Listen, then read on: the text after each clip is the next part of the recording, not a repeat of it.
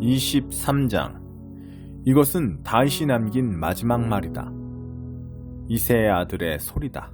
하나님께서 정상에 올리신 자, 야곱의 하나님께서 왕으로 세우신 자, 이스라엘에서 가장 이름난 노랫꾼의 소리다. 하나님의 영이 나를 통해 말씀하셨다. 그분의 말씀이 내 혀를 움직여 나타나셨다. 이스라엘의 하나님이신 분께서 내게 말씀하셨다. 이스라엘의 반석이요 산이신 분께서 말씀하셨다. 선정을 베풀며 하나님을 경외하는 통치자는 구름 한 점 없는 새벽 하늘 서광 같고 맑은 빗물 머금고 반짝이는 푸른 들판 같다. 나의 통치가 그러했다. 하나님께서 나와 굳은 언약을 맺으시고 분명히 설명해 주셨으며 약속하신 말씀을 다 지켜주셨기 때문이다. 나를 온전히 구원해 주시고 내 소원을 남김없이 이루어 주셨다. 그러나 마귀의 신복들은 뽑힌 가시더미 같다. 손대지 말고 갈퀴나 괭이로 저만치 치워라. 그것들 불에 타 장관을 이루리라. 다윗이 거느린 용사들의 이름은 이러하다. 다그몬 사람 요셉바세벳은 새 용사의 우두머리였다. 그는 창만 가지고 800명과 맞붙어 하루 만에 그들을 모두 죽였다. 아우아 사람 도도의 아들 엘르아살은 새 용사 가운데 두 번째였다. 그가 다윗과 함께 있을 때 블레셋 사람이 바스담밈에서 그들을 조롱했다. 블레셋 사람이 전투 태세를 갖추자 이스라엘은 후퇴했다. 그러나 엘르아살은 버티고 서서 지칠 줄 모르고 블레셋 사람을 닥치는 대로 죽였다. 그는 절대로 칼을 놓지 않았다. 그날 하나님께서 큰 승리를 주셨다. 그 후에 군대가 다시 엘르아살에게 돌아왔으나 남은 일이라고는 뒤처리하는 것뿐이었다. 하랄 사람 아게의 아들 삼마는 세 용사 가운데 셋째였다. 블레셋 사람이 싸우려고 레이에 모였는데 그곳에 밭을 가득 심은 밭이 있었다. 이스라엘이 블레셋 사람 앞에서 도망쳤으나 삼마는 밭 한가운데 버티고 서서 블레셋 사람을 막아냈고 그들과 싸워 크게 이겼다. 하나님께서 또 한 번 큰 승리를 주셨다.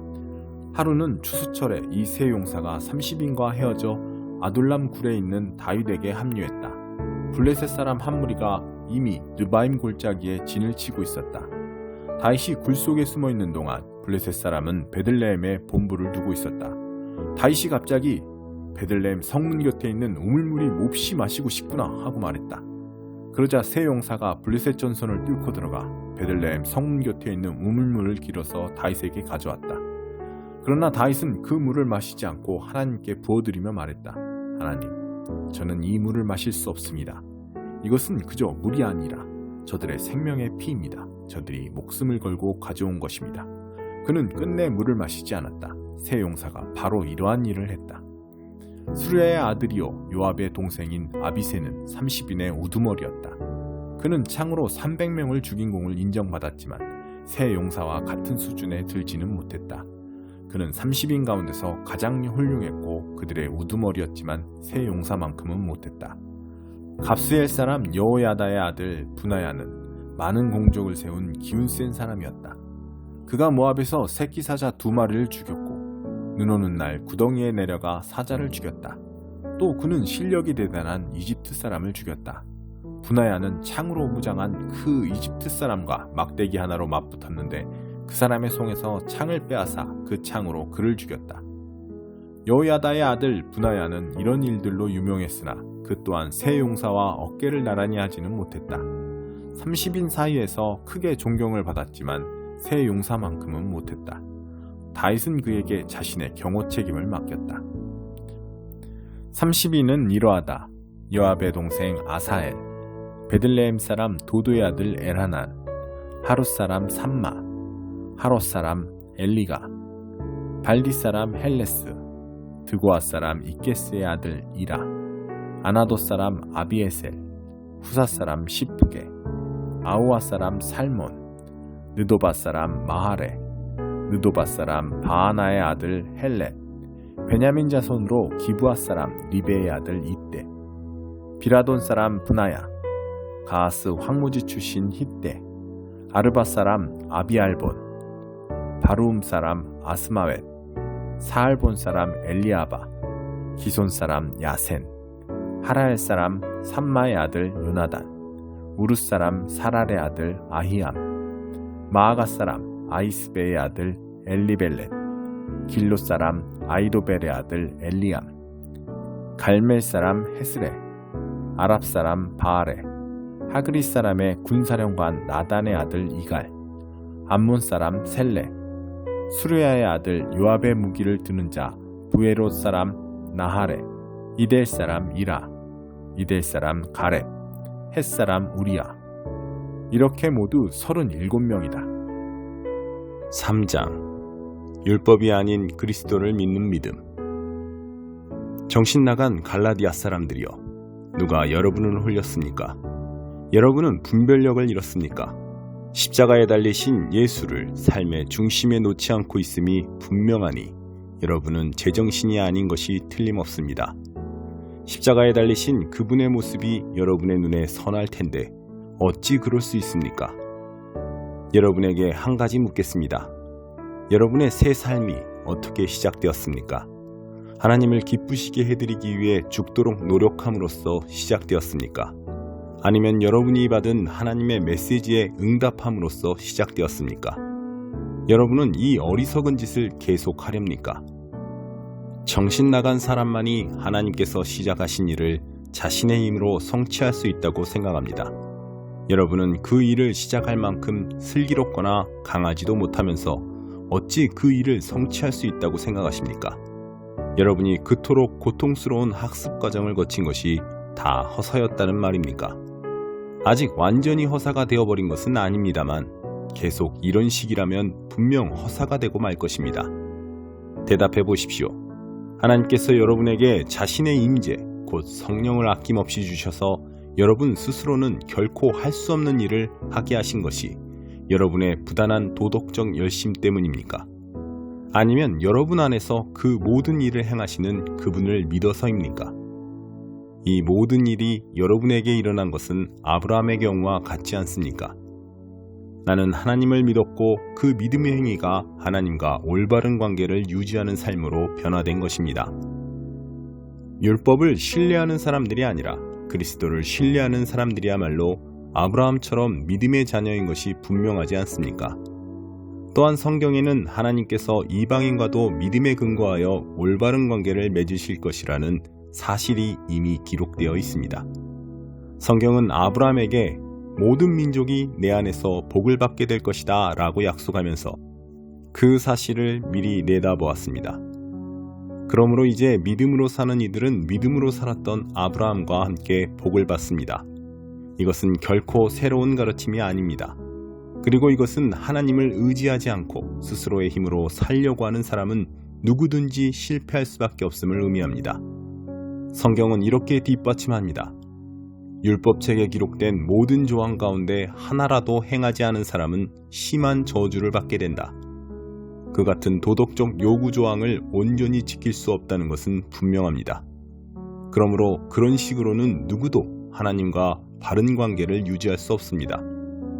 하나님과 바른 관계를 맺고 사는 사람은 하나님께서 마련해 주시는 일을 받아들임으로써 그런 삶을 살아갑니다. 하나님을 위해 무언가를 하는 것과 하나님이 해주시는 일 속으로 들어가는 것은 분명히 다릅니다. 예언자 하박국이 옳았습니다. 하나님을 믿는 사람은 하나님께서 바로잡아 주신다. 그것만이 참된 삶이다. 율법 준수는 믿음으로 사는 삶으로 자연스럽게 나아가기는커녕 더 많은 율법 준수로 이어지게 마련입니다. 그것은 성경에 기록되어 있는 사실이기도 합니다. 이와 같은 일, 율법 준수를 하는 사람은 그 일로 살 것이다. 그리스도께서는 실패할 수밖에 없는 저주받은 우리 삶을 온전히 자기 것으로 삼으심으로 그 삶에서 우리를 건져주셨습니다. 여러분은 나무에 달린 자는 모두 저주를 받은 자다 라는 성경 말씀을 기억하실 것입니다. 예수께서 십자가에 못 박히실 때 바로 그런 일이 일어났습니다. 그분은 저주를 받은 자가 되셨고 동시에 그 저주를 푸셨습니다. 그 일로 모든 장애물이 사라져 이제 우리는 아브라함의 복이 지금도 계속되고 있으며 그 복이 이방인에게도 유효하다는 사실을 알게 되었습니다. 우리는 너나 할 것 없이 믿음으로 아브라함이 받았던 것과 똑같은 방식으로 하나님의 생명, 곧 성령을 받을 수 있게 되었습니다. 친구 여러분, 내가 말씀드리는 자유의 삶에 대해 일상생활로부터 한 가지 예를 들어보겠습니다. 어떤 사람이 유언장을 법 절차에 따라 작성해 놓으면 아무도 그것을 무효로 하거나 거기에 무언가를 덧붙일 수 없습니다. 이제 약속이 아브라함과 그의 후손에게 주어졌습니다. 여러분도 알다시피 성경은 마치 일반인 모두를 가리키는 것처럼 후손들에게 라고 말하지 않고 법률 문서에서 쓰는 신중한 용어로 내 후손에게 라고 말합니다. 여기서 후손을 뜻하는 명사는 단수로 쓰였습니다. 그 후손은 다름 아닌 그리스도를 가리킵니다. 내가 말하려는 것은 이렇습니다. 하나님께서 일찍이 적법하게 확정하신 유언을 430년 후에 덧붙여진 부록이 그 유언의 약속을 무효로 하여 파기할 수 없습니다. 절대로 그럴 수 없습니다. 부록에 명시된 계명들과 규정들은 유언에 약속된 유산과는 아무 관계가 없습니다. 그렇다면 율법, 곧 부록의 취지는 무엇일까요? 율법은 아브라함에게 주신 처음 약속에 덧붙여진 것으로 사려 깊은 배려였습니다. 율법의 의의는 후손이신 그리스도께서 오셔서 약속을 물려받으시고 그 약속을 우리에게 나눠주실 때까지 죄인들을 구원의 길에 붙잡아 두는 데 있습니다. 이 율법이 하나님과의 직접적인 만남의 결과가 아니라는 점은 분명합니다. 이것은 천사들을 통해 중개자인 모세의 손을 거쳐 제정되었습니다. 그런데 신의 산에서처럼 중개자가 있다면 사람들이 하나님과 직접 교제하는 것은 아니지 않습니까? 믿음으로 받는 복에 관한 첫 약속은 하나님이 직접 주신 것입니다.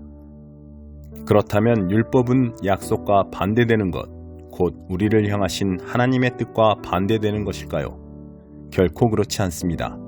율법의 취지는 우리 스스로는 하나님과 올바른 관계를 맺을 수 없음을 모든 사람에게 분명히 알리는 것입니다. 하나님께서 자신의 약속을 성취하실 때까지 믿음으로 기다림으로써만 얻을 수 있는 것을 우리 스스로의 노력으로 얻겠다고 종교 체계를 고안해내는 것이 얼마나 쓸데없는 짓인지 드러내 보이는 데 있습니다. 율법을 준수해서 우리 안에 생명을 창조할 능력이 있었다면 우리는 벌써 생명을 얻고도 남았을 것입니다. 우리가 충분히 성숙해져서 살아계신 하나님께 믿음으로 흔쾌히 응답하기까지 우리는 모세의 율법에 세심하게 둘러싸여 보호받을 수밖에 없었습니다. 율법은 여러분이 잘 아는 그리스의 가정교사와 같습니다. 아이들을 학교까지 바래다주고 아이들이 위험에 빠지거나 산만해지지 않도록 지켜주고 목적지까지 안전하게 도착하도록 도와주는 가정교사 말입니다. 그러나 이제 여러분은 여러분의 목적지에 이르렀습니다. 여러분은 그리스도를 믿음으로 하나님과 직접 사귀게 되었습니다. 여러분이 그리스도 안에서 받은 세례는 새 출발을 할 수 있도록 깨끗해지는 것에서 끝나지 않습니다. 세례는 또한 성숙한 신앙의 옷을 입는 것을 의미합니다. 그 옷은 다름 아닌 그리스도의 생명, 곧 하나님께서 처음 하신 약속의 성취입니다. 그리스도 안에는 차별이 없다. 그리스도의 집안에는 유대인이나 이방인이나 자유인이나 종이나 남자나 여자나 차별이 없습니다. 우리 사이에서 여러분은 모두 평등합니다. 다시 말해 우리는 다 함께 예수 그리스도와 관계를 맺고 있는 사람들입니다. 또한 여러분은 그리스도와 한 가족이니 바로 여러분이 아브라함의 후손이며 언약의 약속에 따른 상속자입니다. 30장 이집트의 거만을 끝장내리라. 주 하나님께서 내게 말씀하셨다. 사람의 아들아, 선포하여라. 그들에게 주 하나님의 메시지를 전하여라. 통곡하여라. 재앙의 날이다. 때가 되었다. 하나님의 큰 심판 날이 닥쳐왔다. 짙은 먹구름이 몰려온다. 문민족에게 재앙이 임하는 날이다. 이집트에 죽음이 비오듯 쏟아지리라. 이집트 사람들이 사륙되고 재산을 빼앗기며 기둥뿌리까지 뽑혀나가는 광경을 보면서 에티오피아는 공포에 휩싸일 것이다. 에티오피아와 붓과 룻과 아라비아와 리비아와 이집트의 오랜 동맹국들 모두가 이집트와 함께 쓰러질 것이다. 나 하나님이 말한다. 이집트의 동맹국들이 쓰러지고 거만하던 이집트의 힘이 꺾일 것이다. 북쪽 믹돌에서부터 남쪽 수에네에 이르기까지 이집트 전역에서 대학살이 벌어질 것이다. 주 하나님의 포고다. 이집트는 황폐해질 대로 황폐해지고 도성들이 다 쑥대밭이 될 것이다. 내가 이집트에 불을 질러 잿더미로 만들고 그 우방국들을 때려 눕히는 날, 그제야 그들은 내가 하나님인 줄 알게 될 것이다. 그 일이 일어나는 날, 내가 배로 사신을 보내어 만사태평인 에티오피아 사람들에게 경보를 발령할 것이다. 그들이 겁을 집어먹을 것이다. 이집트가 망했다. 심판이 다가온다. 주 하나님이 말한다. 내가 이집트의 거만을 끝장내리라. 바빌론 왕 느부갓네살을 이용해 그렇게 할 것이다. 그와 그의 군대, 잔인하기로 으뜸가는 민족을 이용해 이집트를 짓부술 것이다. 그들이 칼을 휘둘러 이집트 전역을 시체로 덮을 것이다. 내가 나일강을 말려버리고 그 땅을 악당들에게 팔아넘길 것이다. 거기 들어갈 외국인을 고용해 온 나라를 결단내고 거덜낼 것이다. 나 하나님의 말이다. 주 하나님이 말한다. 내가 모든 우상을 박살내리라. 멤피스에 있는 거대한 신상들을 모조리 쓰러뜨릴 것이다. 이집트 왕은 영원히 사라지고 그 자리에 내가 공포를 안칠 것이다. 이집트 전체가 공포에 휩싸일 것이다. 내가 바드로스를 쑥대밭으로 소안을 잿더미로 만들고 테베에 벌을 내릴 것이다. 이집트의 요새 펠루시움에 나의 진노를 쏟고 거드름 피우던 테베를 때려 눕힐 것이다. 내가 이집트에 불을 지를 것이다. 펠루시움이 고통으로 몸부림치고 테베가 결단나며 멤피스가 유린당하리라. 아웬과 비베셋의 젊은 용사들이 쓰러지고 도성 주민들이 포로로 붙잡혀갈 것이다. 다바네스가 흑암에 휩싸일 그날, 내가 이집트를 박살내고 그 권세를 꺾어 오만한 압제를 끝장낼 것이다. 그가 먼지구름을 피우며 사라질 것이며 그의 도성 주민들이 포로로 사로잡혀 가리라. 내가 그렇게 벌할 그날에 그제야 이집트는 내가 하나님인 줄 알게 될 것이다. 11째 첫째 달 7일에 하나님의 메시지가 내게 임했다. 사람의 아들아, 내가 이집트 왕 바로의 팔을 부러뜨렸다. 그런데 보아라, 그 팔은 아직 부러진 채 그대로다. 부목도 되지 못해 뼈가 붙지 않았고 그래서 칼을 들 수도 없다. 그러므로 주 하나님이 말한다. 내가 이집트 왕 바로를 원수로 여겨 그의 다른 팔마저 부러뜨릴 것이다. 양팔을 모두 분질러 놓을 것이다. 그가 다시는 칼을 휘두르지 못하리라. 내가 이집트 사람들을 온 세상에 흩어버리겠다. 바빌론 왕의 팔은 강하게 하여 내 칼을 그의 손에 쥐어주겠지만 바로의 팔은 부러뜨릴 것이다. 그가 치명상을 입은 사람처럼 신음할 것이다. 바빌론 왕의 팔은 나날이 강해지고 바로의 팔에서는 힘이 빠져나가리라. 내가 바빌론 왕의 손에 내 칼을 쥐어주면 이집트 사람들은 그제야 내가 하나님인 줄 알게 될 것이다. 바빌론 왕이 칼을 뽑아 이집트를 향해 휘두를 것이며 내가 이집트 사람들을 온 세상에 흩을 것이다. 그제야 그들은 내가 하나님인 줄 알게 될 것이다. 78편 아삽의 시. 사랑하는 친구들이여, 하나님의 진리를 들으며 내 말에 귀를 기울여라. 격언 한 조각 곱씹어 너희에게 알려주리라. 감미로운 옛 진리를. 이것은 우리 조상들에게서 전해 들은 이야기, 어머니 스라에서 받은 훈계. 우리만 간직하지 않고 다음 세대에게도 전하련다. 하나님의 명성과 부, 그분께서 행하신 놀라운 일들을. 하나님께서 야곱 안에 증거를 심으시고 그분의 말씀을 이스라엘에 확고히 두셨다. 그리고 우리 조상들에게 명령하시기를 그것을 자손들에게 가르쳐 다음 세대와 앞으로 올 모든 세대가 알게 하라고 하셨다. 그들이 진리를 배우고 이야기를 전하여 그 자손들도 하나님을 믿고 하나님께서 행하신 일들을 잊지 않으며 그분의 계명을 지키게 하라고 명령하셨다. 완고하고 악한 그들의 조상들처럼 변덕스럽고 믿음 없는 세대, 하나님께 신실하지 못한 세대가 되지 말 것을 명하셨다. 에브라임 자손들은 빈틈없이 무장하고도 정작 전투가 시작되자 도망치고 말았다. 그들은 겁쟁이여서 하나님의 언약을 지키지 않았고 그분의 말씀 따르기를 거절했다.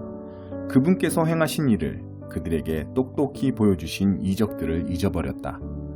하나님께서는 이집트 소환 들판에서 그들의 조상들 눈앞에서 기적을 일으키셨다. 바다를 갈라 좌우에 바닷물을 쌓으시고 그들이 걸어서 그 사이를 통과하게 하셨다. 낮에는 구름으로 밤에는 활활 타는 횃불로 그들을 인도하셨다. 광야에서 바위를 쪼개시고 모두가 지하 샘물을 마시게 하셨다. 반석에서 시냇물 흐르게 하시고 그 물줄기 강처럼 쏟아져 나오게 하셨다. 그러나 그들은 계속해서 죄를 더 짓고 그 사막에서 지극히 높으신 하나님을 거역했다. 하나님을 제 뜻대로 움직이려 했고 특별한 사랑과 관심을 가져달라고 떼를 썼다. 막대 먹은 아이처럼 보채며 투덜거렸다. 어째서 하나님은 이 사막에서는 괜찮은 음식을 못 주시는 거야? 그분이 바위를 치시니 물이 흐르고 반석에서 시냇물이 폭포처럼 떨어졌지. 그런데 각 구운 빵은 어째서 안 주시는 거지? 맛있는 고기 한 덩어리는 왜 안 되는 거야? 하나님께서 들으시고 노하셨다.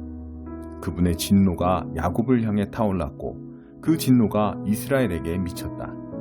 그들이 하나님을 믿지 않았고 그분의 도우심을 신뢰할 마음이 없었다. 그러나 하나님께서는 구름에게 명령해 하늘문을 여시고 그들을 도우셨다. 만나를 빗발치듯 내리셔서 그들을 먹이시고 하늘에 빵을 내리셨다. 그들은 힘센 천사들의 빵을 먹었고 그분은 그들이 배부르게 먹을 만큼 충분한 양을 보내주셨다. 하늘에서 동풍을 풀어놓으시고 남풍을 힘껏 보내시니 이번에는 새들이 비처럼 떨어졌다. 육즙이 풍부한 새가 수없이 쏟아져 내렸다. 하나님께서 그것들을 진영 한가운데로 곧장 던지시니 그들의 천막 주위로 새들이 쌓였다. 그들이 마음껏 먹고 배를 두드렸다. 하나님께서는 그들이 간절히 원하는 모든 것을 선뜻 내주셨다. 그러나 그들의 욕심은 끝이 없었고 그들은 점점 더 많은 것을 입에 우겨 넣었다. 하나님께서는 더 이상 참지 못하시고 진노를 터뜨리셨다. 그들 가운데 가장 총명하고 뛰어난 자들을 베시고 이스라엘에서 가장 멋진 젊은이들을 쓰러뜨리셨다. 그러나 놀랍게도 그들은 여전히 죄를 지었다. 그 모든 기적을 경험하고도 여전히 믿지 않았다. 그들의 삶은 아무 가치 없이 쓰러졌다. 그들이 살았던 흔적은 온데간데 없고 유령도시만 남았다. 하나님께서 그들을 베어 죽이실 때에야 그들은 하나님께 달려와 도움을 구하고 돌이켜 긍휼을 간구했다. 하나님께서 그들의 반석이심을, 지극히 높으신 하나님께서 그들의 구원자이심을 증언했다. 그러나 거기에는 한마디의 진심도 담겨있지 않았다. 그들은 내내 거짓말만 늘어놓았다.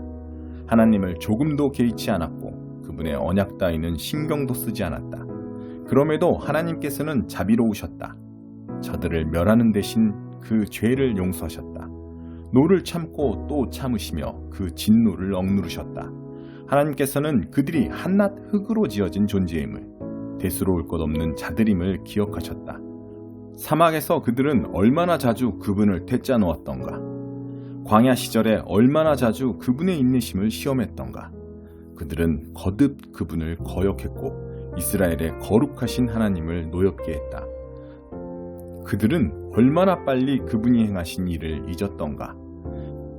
대적의 소나기에서 그들을 구하시던 날을, 이집트에서 여러 기적을 일으키시고 소한 평원에서 이적을 행하시던 일을, 그분께서는 강과 그 지류를 피로 바꾸셔서 이집트에 마실 물이 한 방울도 없게 하셨다. 파리떼를 보내어 저들을 산채로 먹게 하시고 개구리떼를 보내어 저들을 괴롭히게 하셨다.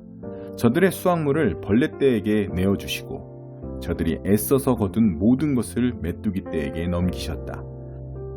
우박으로 저들의 포도나무를 쓰러뜨리시고 서리로 저들의 과수원을 망가뜨리셨다.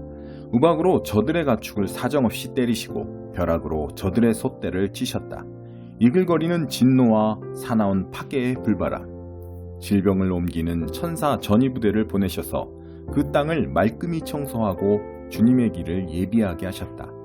저들의 목숨을 살려두지 않으시고 전염병이 저들 가운데 창궐하게 하셨다. 이집트의 모든 마다들을 쓰러뜨리시고 함이 낳은 건강한 유아들을 죽이셨다. 그러고는 자기 백성들을 양떼처럼 이끌어내셨다. 광야에서 그들 무리를 안전하게 인도하셨다. 주께서 돌보시니 그들은 두려울 것 없었다. 그들의 원수들은 바다가 영원히 삼켜버렸다. 하나님께서는 야곱을 그분의 거룩한 땅으로, 그분의 소유로 삼으신 이 산으로 데려오셨다.